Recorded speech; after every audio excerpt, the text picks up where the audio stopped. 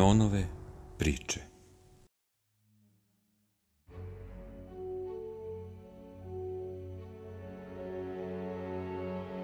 Vera u bunaru.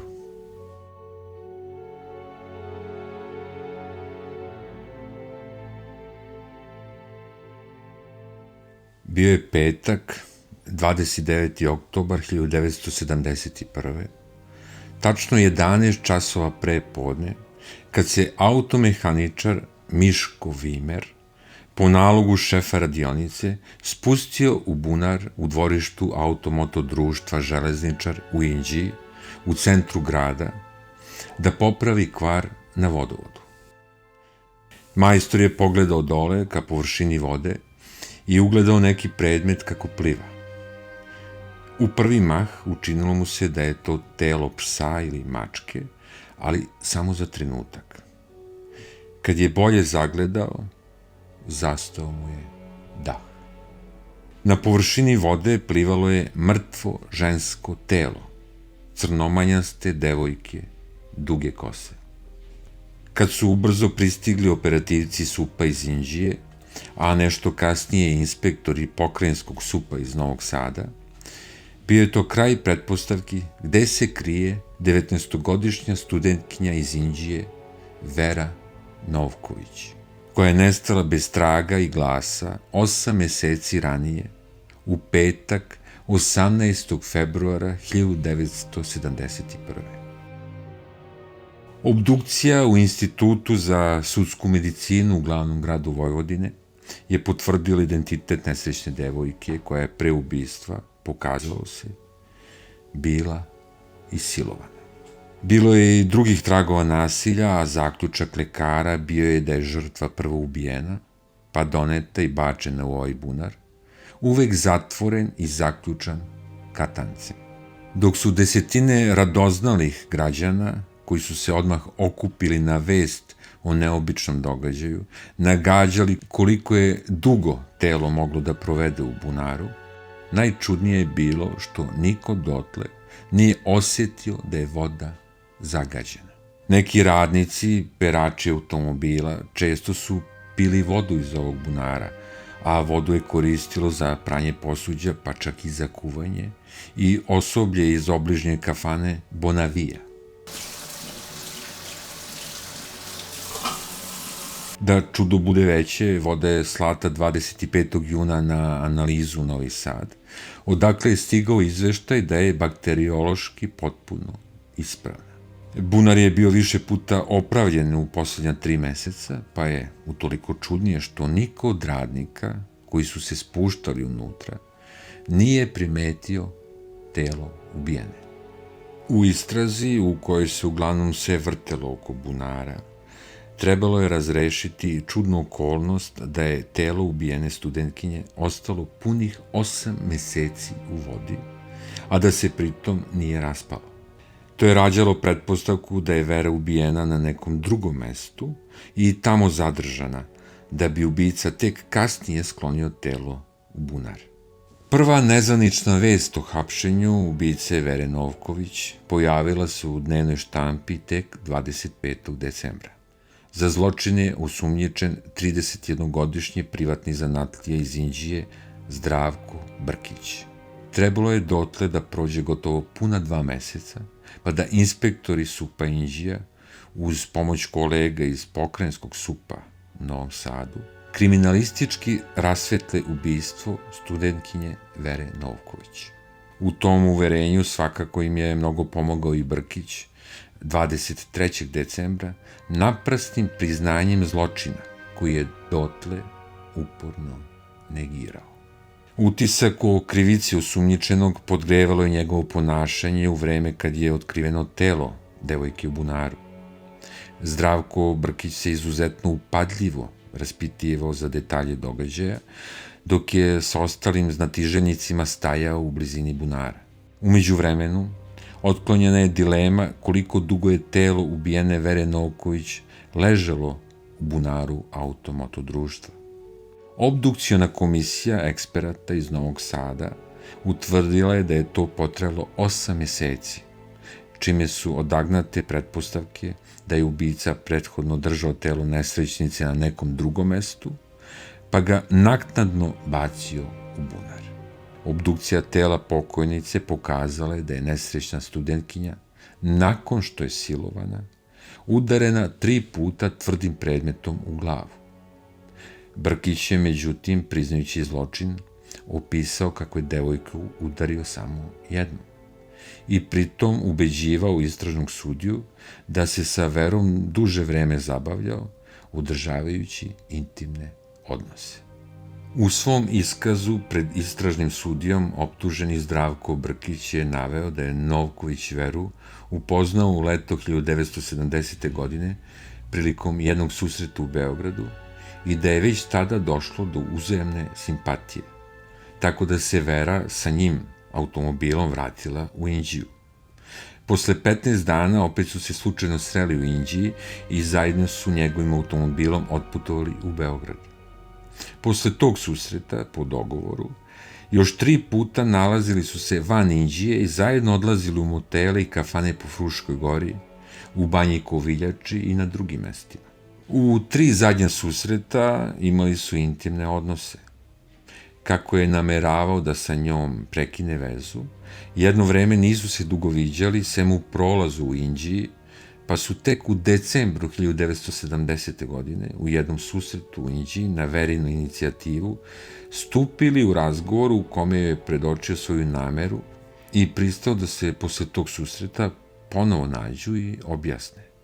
Posle izvesnog vremena, po dogovoru, našli su se u Beogradu i tada je ponovo predočio da je oženjen, da ima dete i sređen bračni život, kao i da ne bi želeo da zbog njihove veze sve to poremeti, a ovo je njoj teško palo, jer je gajila ljubav prema njemu. I prilikom ovog susreta, pri povratku automobilom u Inđiju, usput su imali intimne odnose. U daljem izlaganju, verno, od reči do reči, prenosimo iskaz okrivljenog o događaju kritičnog dana, koji je dao istražnom sudiji 23. decembra 1971. godine.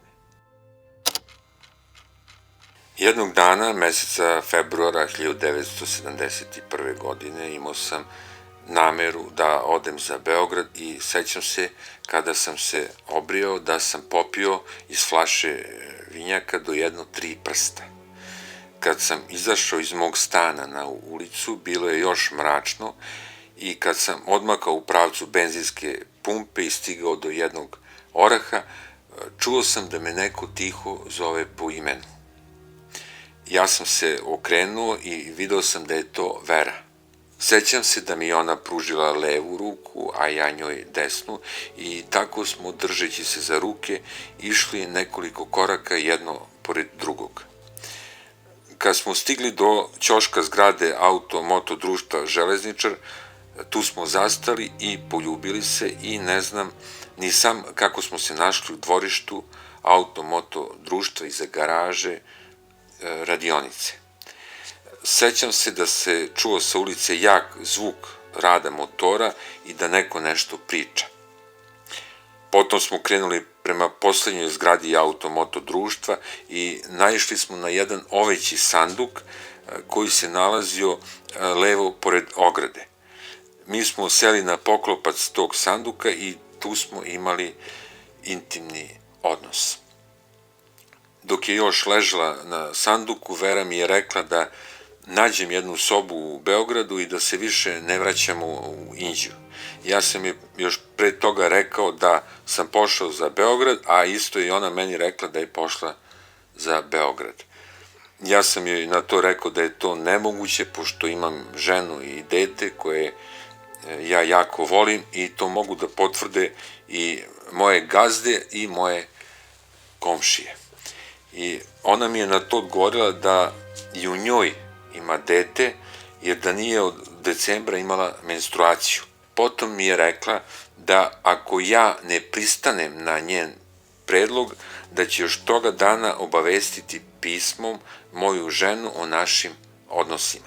Potom je nastala svađa između nas i ja sam u onom besu dohvatio jedan predmet koji je stajao uz ogradu i istim sam je udario u glavu i ona je od udarca pala, pošto je već stajala pored sanduka. Kada je Vera pala od udarca na zemlju, nije davala glasa od sebe.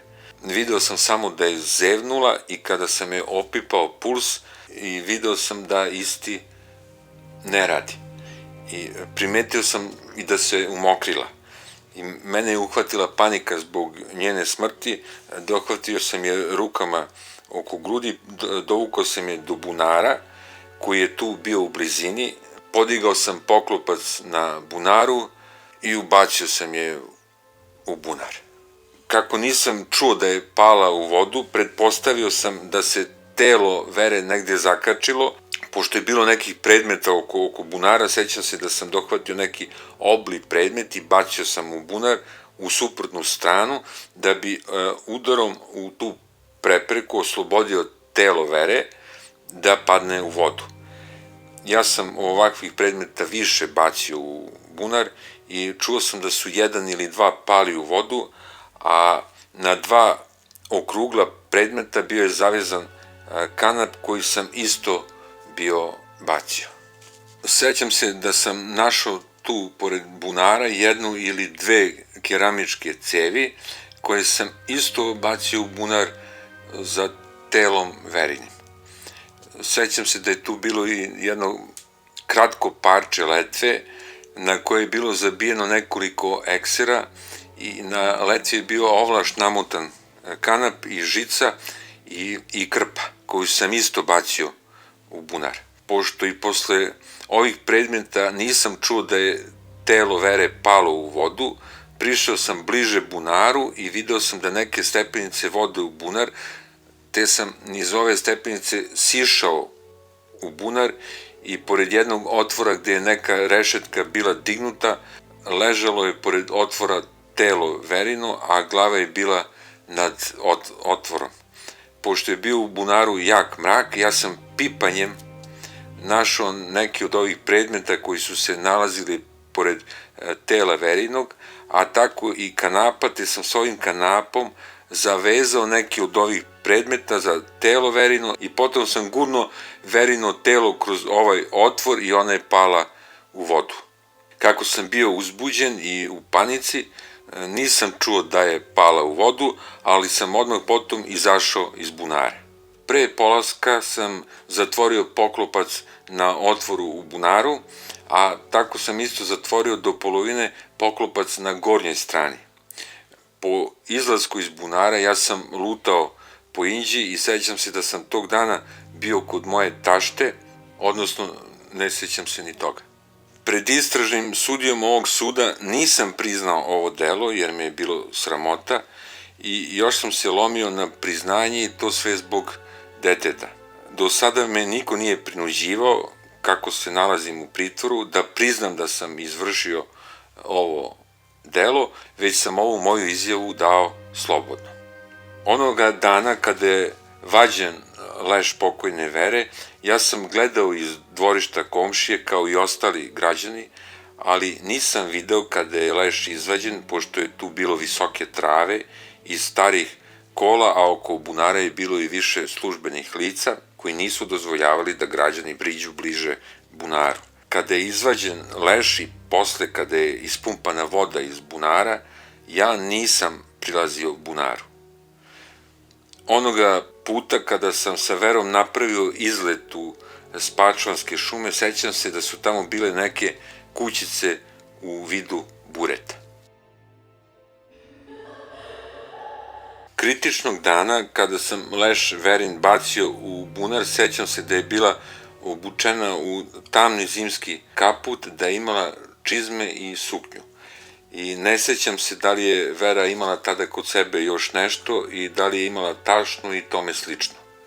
Sećam se da sam mojom maramicom kritičnog dana, posle obavljenog sa Verom, obrisao maramicom njen polni organ. I šta sam učinio sa tom maramicom, samo znam da je više nisam našao kod sebe. Kritičnog dana bio sam obučen u bundu i pošto je bila vlažna zemlja, mi smo legli na gore opisani sanduk i počeli smo se ljubiti. Potom sam ja skinuo moju bundu i stavio na poklopac sanduka i na istoj smo obavili. Vera je prethodno svukla svoje gaćice, tako da su joj ostale samo na jednoj nozi, a da li ih je ponovo navukla, ne sećam se. Ne sećam se kolika je bila visina sanduka od zemlje na kome smo sedeli i obavili, i tada je već nastala svađa. Kada smo se svađali ja i Vera, ista nije bila jako glasna, ali se moglo čuti na 10 metara. I sećam se da je predmet kojim sam udario pokojnu Veru bio od gvožđa i da je bio težak, dužine do 1 metra i ostaje tu negdje na mestu gde sam udario Veru. Ovaj predmet kojim sam udario Veru je bio naslonjen uz ogradu u blizini sanduka sa još nekim drugim predmetima od gvožđa i u vidu lete od drveta, i to sa leve strane sanduka gledano prema ogradi. Ovaj gvozdeni predmet kojim sam udario Veru bio je najviši od svih predmeta koji su bili naslonjeni uz ogradu i bio mi je na dohvat kao prvi. Kao što sam već naveo, samo sam jednom udario Veru po glavi, ali ne znam po kom delu glave, i ovaj sam predmet držao u jednoj ruci, to desnoj kada sam je udario. Vera je tada stajala pored sanduka i delom je bila licem okrenuta prema ogradi, a meni je tada bila okrenuta poluprofilom. Toga momenta bilo je vreme tmurno i još se nije razdanilo. U nastaloj svađi sećam se da me Vera poslala u majčinu.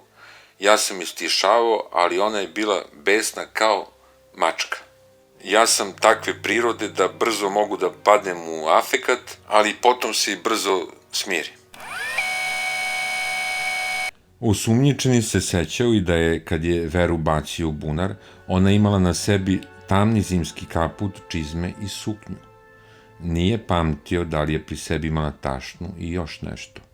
Ali upravo zbog navodnog raspitivanja da li su izvađeni kaput i tašna, ili da li su našli kaput i tašnu, koje je njegov prijatelj Milan Damjanac prijavio policiji, Brkić se i našao iza brave.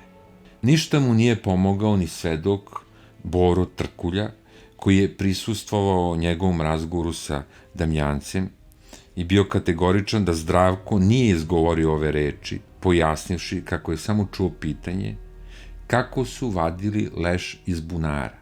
Brkić je dvojici inspektora koji su ga saslušavali iznao više verzije o tašni. Najpre je objasnio kako je Vera nosila tašnu o ramenu, zatim da je tašnu bacila u klozet, ispraviše se odmah kako to nije tačno jer je klozet bio zaključan. Kada mu je inspektor Ljiljak predočio ove protivrečne iskaze, okrivljeni je kratko odgovorio: možda sam ja to izmislio. Vera Novković, uzgred, kako je na suđenju bilo nepobitno utvrđeno, kritičnog dana sa sobom uopšte nije imala tašnu. Mesec dana kasnije, 25. januara 1972. Brkić u potpunosti poriče da je ubio studentkinju iz Inđije i u svim kasnijim iskazima i u istrazi na glavnom pretresu ostaje u tome dosledan. Sve sam izmislio, a Veru Novković poznavao sam samo iz viđanja. Učinio sam to jer su mislenici SUP-a govorili da postoje dokazi kako sam ja to delo izvršio i da ću, ako priznam, biti u povoljnoj situaciji. Još pre hapšenja iz novina sam saznao da je Vera bila silovana pre ubistva. Najjači utisak na suđenju, koji je ozbiljno poljuljao Brkićevo priznanje iz istrage, bilo je svedočenje njegovog poznanika Ljubnje Vrdoljačića, koji je ovim rečima 21. januara 1975. izazvao muk u sudnici. I danas me stegne u grlu kad se setim da smo Zdravko i ja toliko puta sedeli u kafani Bonavija, pili kafu i jeli čorbu skuvanu od vode upravo iz bunara u kome je kasnije pronađeno telo ubijene studentkinje. U prigovoru na optužnicu Okružnom sudu Sremska Mitrovica, Brkićev advokat Dragan Bataveljić tvrdio je kako se ona zasniva na izmišljenom priznanju optuženog pred licima koja su nezakonito vodile istragu, jer su ga ispitivali policajci bez prisustva istražnog sudije. Ovaj branilac naveo kako nije utvrđeno da je krvava maramica pronađena u bunaru pripadala optuženom, a da je nalazom eksperata pronađeno da mrlje na njoj ne potiču ni od pokojne Vere Novković. Ne samo da nema dokaza, već nema ni indicija za krivicu, izjavio je neposredno pred suđenje Brkićev drugi branilac, dr. Aleksandar Markičević.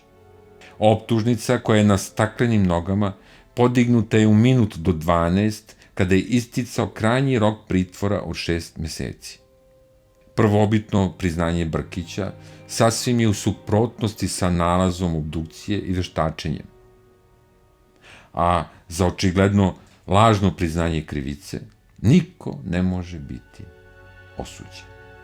Optužnica protiv Brkića podignuta je 10. maja 1972. i zamenik okružnog javnog tužioca Dušan Radotić smatrao je da je ubistvo potvrđeno šestomesečnom istragom. Brkić je okrivljen da je udario Veru nekim tvrdim predmetom u glavu, a zatim je bacio u bunar vezavši za njeno telo 4 metalna valjka, 2 keramičke cevi i 1 gibanj. Glavna zamerka odbrane istrazi bila je što je ona praktično tekla na 2 paralelna kraka.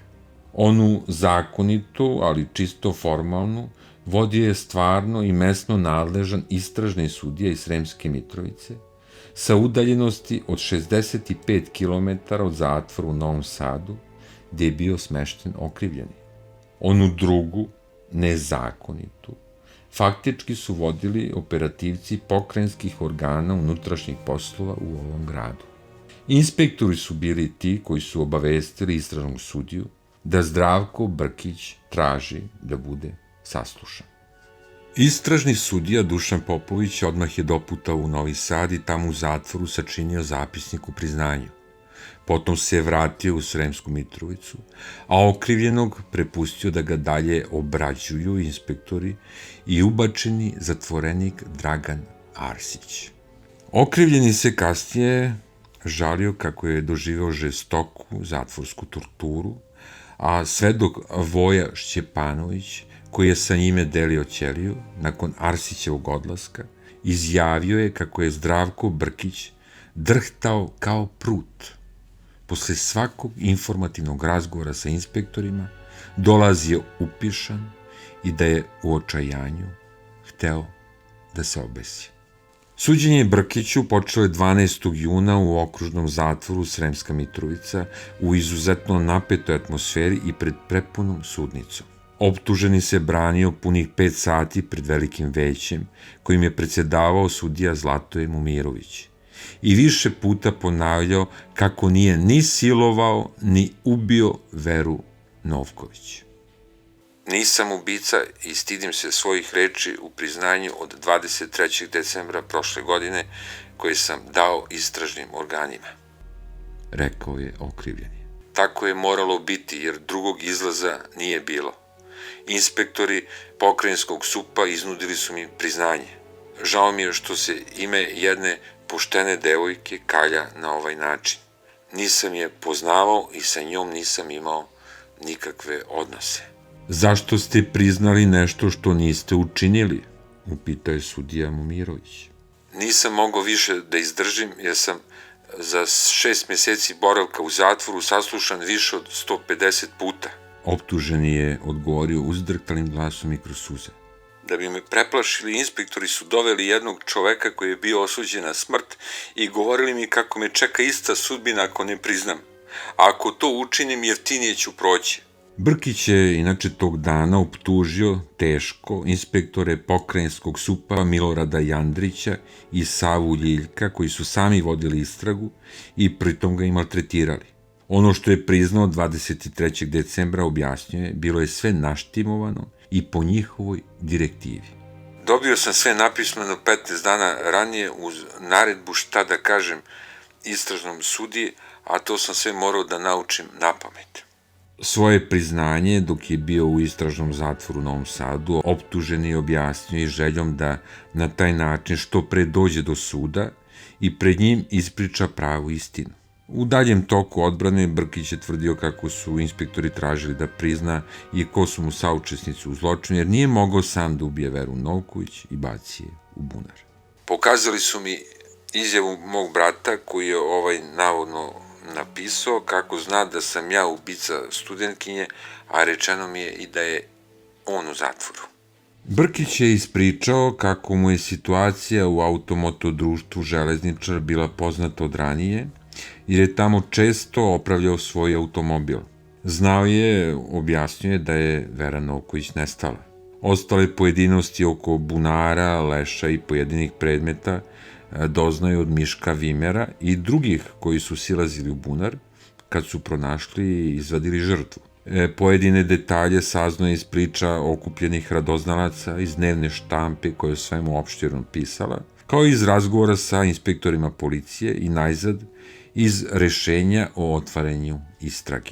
Njegov prijatelj Milan Damjanac je međutim ispričao istražnom sudiji da je onog dana kada je pronađeno telo pokojne studentkinje bio sa Brkićem i da je tada izgledao veoma nervozan, interesujući se šta je pronađeno u bunaru, a posebno da li su inspektori pronašli Verin kaput i tašnu.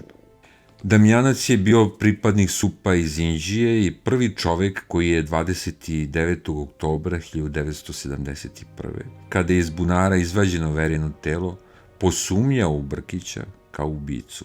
Sve ove sumnje zbog kojih je njegov bivši prijatelj ležao već 7 meseci u zatvoru, Damjanac je ponovio i pred sudom. On ih je sažao u nekoliko utisaka, objašnjavajući da je uz interesovanje šta je otkriveno u bunaru, Brkić bio od tada veoma potišten, da je iznenada propušio, pio je, a u jednoj vožnji kolima do Stare Pazove izvodio takve egzibicije da je on, svedok, pomislio kako mu nije stalo do života. Opšti utisak u sudnici bio je da proces sve više liči na istragu i da se poreknuto priznanje, koje je još dominiralo suđenjem, svakog trenutka sve više dovodi u sumnju, u gotovo potpunom odsustvu ozbiljnijih dokaza. Sud je praktično bio prinuđen da navode optužnice za Brkićevu krivicu proverava samo preko posrednih dokaza. Iz svih ovih razloga sudija Momirović prekinuo je glavni pretres posle samo 2 dana suđenja, odlažući ga na neodređeno vreme, uz odluku da se na jesen pozovu dvojica inspektora Milorad Jandrić i Savo Ljiljak, koji su radili na otkrivanju zločina. Verodostojnost priznanja okrivljenog podupirala su u tom trenutku samo 2 materijalna dokaza.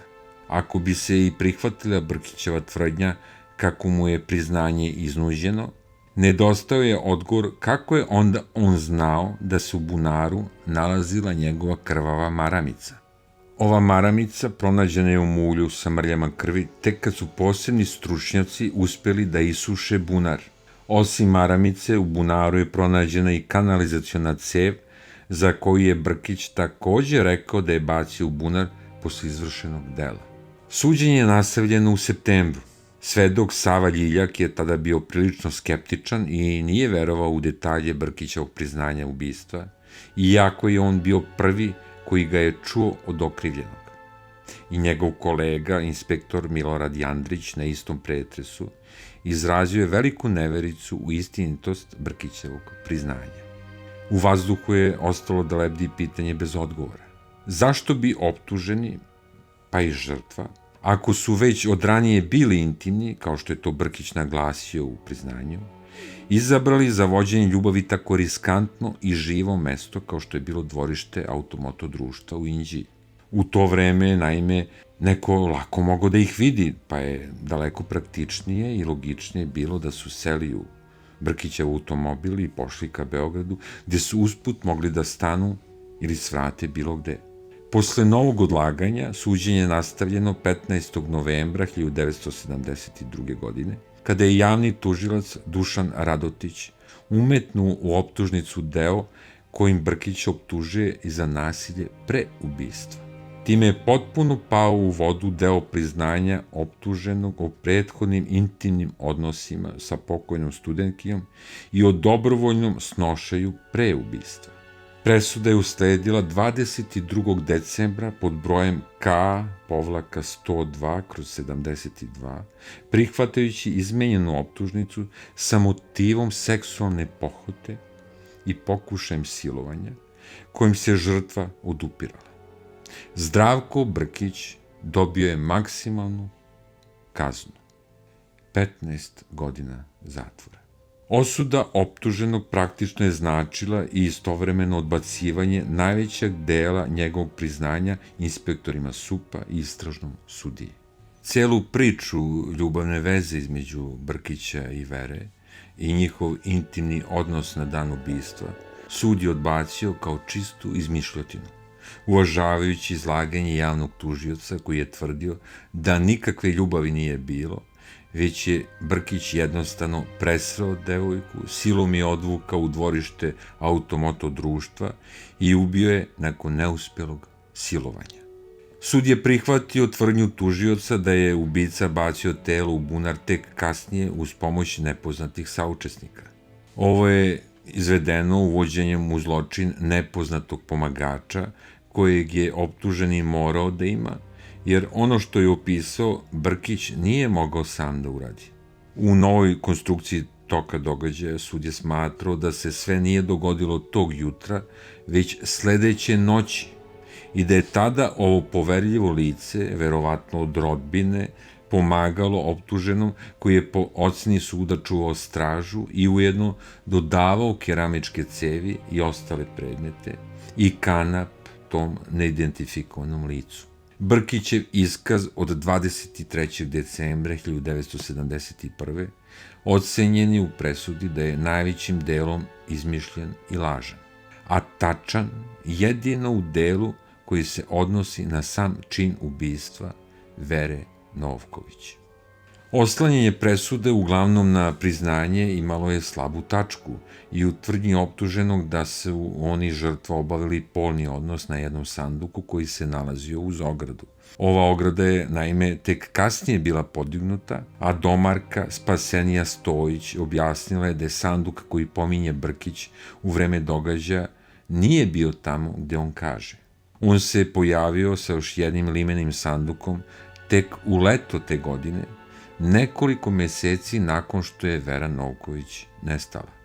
Zdravko Brkić nije pogodio ni kakav je zimski kaput na sebi imala pokojna Vera.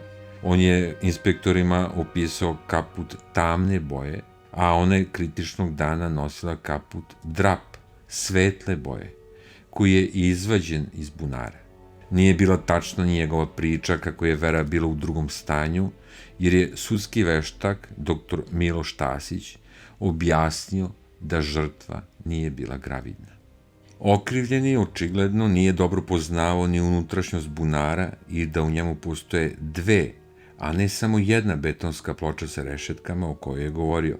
U svom priznanju on uopšte nije pomenuo taj drugi odeljak, na kojem se isto tako nalazi otvor sa rešetkastim poklopcem. Kad je priznao ubistvo i da je Verino telo bacio u bunar, Brkić je objasnio kako nije čuo pljusak vode, već je telo palo na betonsku ploču. Doktor Tasić je smatrao da bi u tom slučaju na Verinom telu moralo da se pojavi ozbiljno spoljno krvarenje. Na betonskoj ploči, međutim, nisu pronađeni nikakvi tragovi krvi. U veliku sumnju doveden je ključni materijalni dokaz, koji je potkrepljivao Brkićevo priznanje. Maramica koja je pronađena u bunaru u stanju raspadanja i sa tragovima krvi. Verina majka, Evgenija Novković, ispričala je da je njena nesrećna ćerka, kada je 19. februara 1971. izašla iz kuće, imala maramicu koja je bila šarena, a ne jednobojna. Zdravko Brkić je, kako je tokom postupka utvrđeno, uvek nosio papirne maramice, pa je maramica pronađena u bunaru pre mogla da bude Verina nego njegova. Sve ove nepodudarnosti iz Brkićevog priznanja sa utvrđenim činjenicama navele su Vrhovni sud Vojvodine da 2 puta ukida osuđujuće presude Okružnog suda u Sremskoj Mitrovici. Prvi put je to učinjeno 5. septembra 1973. rešenjem KŽ 291/73. Na novom pretresu Brkić je po ko zna koji put ponovio staru priču. Objasnjuje da nije ubica i da je zločin priznao po nagovoru islednika i Dragana Arsića, osuđenika sa kojim je delio ćeliju u zatvoru. Arsić je ubačen u Brkićevu ćeliju 17. novembra 1971. a kazna je trebala da mu istekne tek 12. oktobra 1974. Otkud se ovaj osuđenik iz KP doma našao u istražnom zatvoru sa okrivljenim, bila je nerešiva misterija. Ćelija u kojoj su bili Brkić i Arsić nalazila se blizu zatvorske sobe u kojoj je tada boravio neki ubica osuđen na smrt, čiji su se krici noću često prolamali hodnikom. Dok je preplašeni Brkić ovo slušao, Cimer ga je, kako je kasnije objasnio, pripremao na priznanje. Priznaj, budalo, znaš li kako završavaju oni koji ne priznaju? Pred puškom sa zavezanim očima. Verujem ti da si nevin, ali šta ti to vredi? Dvojica veštaka, dr. Miloš Tasić i dr. Miodrag Bucić, nisu se slagala ni oko broja povreda na glavi žrtve. Dr. Tasić je smatrao da su bila zadata 2 udarca, a dr. Bucić samo 1, kao što je u svom priznanju i rekao optuženi. Treće razmimoilaženje bilo je oko položaja u kojem se nalazila žrtva. Da li je stajala, sedela, ležala ili bila u nekom drugom položaju u trenutku zadobijanja povrede. Iz svih ovih razloga sud je istog dana odlučio da se obavi novo sudsko medicinsko veštačenje, koje je poverio Institutu za sudsku medicinu Medicinskog fakulteta u Beogradu. Do presude i izlaska na slobodu 22. maja 1975. optuženog su tada delile puna godina dana i još jedna osuda u Okružnom sudu u Sremskoj Mitrovici. I drugo veliko veće pod predsjedništvom sudije Milana Šarana smatralo je da postoje ubedljivi dokazi o Brkićevoj krivici i ponovo ga osudilo, ovoga puta na 10 godina robije, čak 5 manje nego na prethodnom suđenju. Ova presuda prihvatila je u celini Brkićevo priznanje od 23. decembra 1971. nakon što je javni tužilac 4. aprila 1974. odustao od izmenjene optužnice i vratio se na njen prvobitni tekst. Sud je sada dopustio postojanje ljubavne veze između žrtve i ubice i utvrdio da je Vera Novković u svađi sa okrivljenim opsovala Brkiću majku, ženu i dete i da je ovaj tada, iznerviran pretnjama, bio doveden u stanje sužene svesti i u besu zamahnuo nekim metalnim predmetom i udario je po glavi. I ova presuda nije položila ispit pred Vrhovnim sudom Vojvodine i nakon ukidanja 15. jula 1974. morala je ponovo na popravni u Okružni sud Sremske Mitrovice. Ovoga puta pred veliko veće sudije Dimitrija Zakića.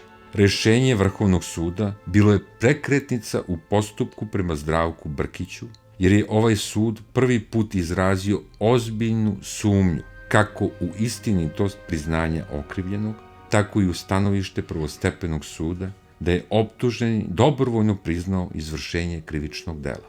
Viši sud je doveo u ozbiljnu sumnju i činjenicu da li je Zdravko Brkić pravi ubica Vere Novković. Ovu sumnju potkrepljivalo je i neslaganje veštaka i o predmetu koji je ubica držao u ruci i o broju udaraca koji je zadao žrtvi. Tako je 5. septembra 1974. godine u Sremskoj Mitrovici održano i treće suđenje Zdravku Brkiću, koji će se protegnuti čak do 22. maja iduće godine, kad je izrečena i treća presuda.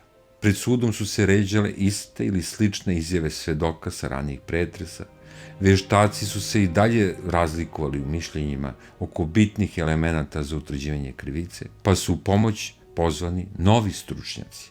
Nastavak glavnog pretresa 4. aprila 1975.